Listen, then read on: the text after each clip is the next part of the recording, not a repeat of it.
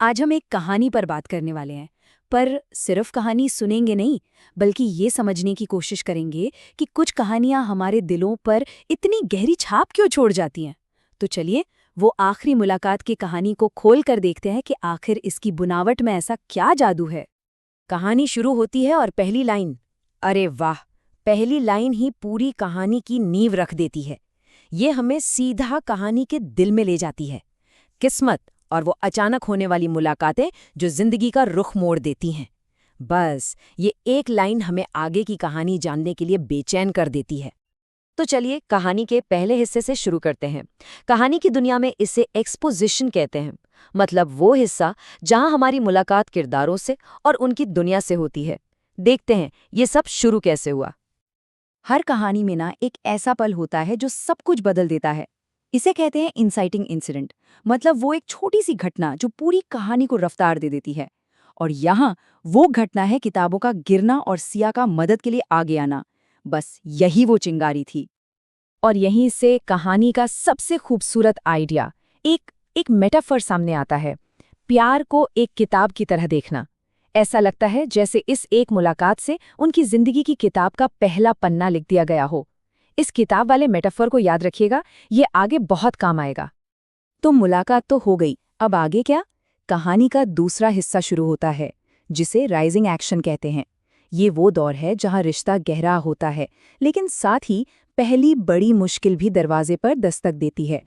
जरा देखिए उनका रिश्ता कैसे कितनी आसानी से, कितने नेचुरल तरीके से आगे बढ़ रहा था।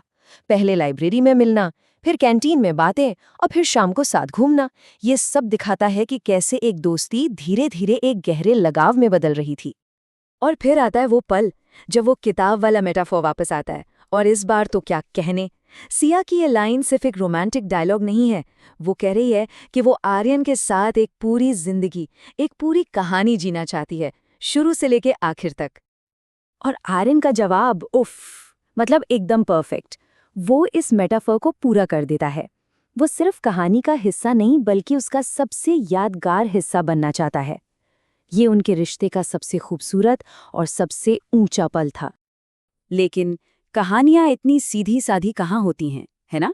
जब सब कुछ इतना अच्छा चल रहा था, तभी कहानी में आता है मेन ट्विस्ट, उसका सेंट्रल कॉन्फ्लिक्ट। सिया को दूसरे शहर जाना पड़ता है। अब उनके रिश्ते को दूरी की आग से गुजरना था। स्टेशन पे जो उनकी बात हुई, जरा उस पर गौर करते हैं। आर्यन की बातों में एक डर है, उसे एक वादा चाहिए, एक भरोसा। दूसरी तरफ सिया, उसके जवाब में एक आत्मविश्वास है, थोड़ी सी बेफिक्री भी। शायद ये छोटा सा फर्क ही आने वाले तूफान का पहला इशारा था। और अब कहानी उस मोड़ पर आती है जहां वक्त का असली खेल शुरू होता है। वादे किए जाते हैं, पर क्या वो निभाए जाते हैं जब दूरी और खामोशी बीच में आ जाए?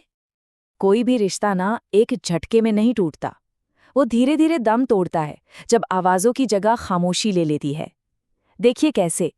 पहले रात रात भर फ़ोन पर बातें, फिर बातें कम हुई, फिर सिर्फ मैसेज, और आखिर में अनरीड मैसेज। दूरी ऐसे ही आवाज़ों को खा जाती है। और इस खामोशी के बीच हमें आर्यन का हाल दिखाया जाता है। उसकी एक छोटी सी उम्मीद कि शायद आज उसका जवाब आ जाए। ये इंतज़ार, ये उम्मीद, बस यही उसका सहारा था। और फिर बूम, 3 साल। बस ये एक नंबर कहानी में 3 साल का लंबा गैप ले आता है। सोचिए, 3 साल की खामोशी। यही वो फासला है जो कहानी के आखिरी और सबसे दमदार हिस्से की जमीन तैयार करता है। तो 3 साल बाद अब हम कहानी के आखिरी हिस्से में हैं, क्लाइमैक्स। अब वो आमने सामने है और उन्हें अपनी बदली हुई सच्चाई का सामना करना है, चाहे वो कितनी भी मुश्किल क्यों ना हो। ये स्लाइड एक तरह से पूरी कहानी को बयां कर देती है।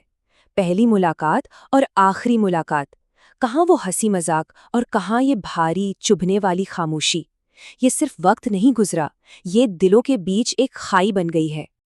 आर्यन वही सवाल पूछता है जो उसे सालों से खाए जा रहा था कि हुआ क्या।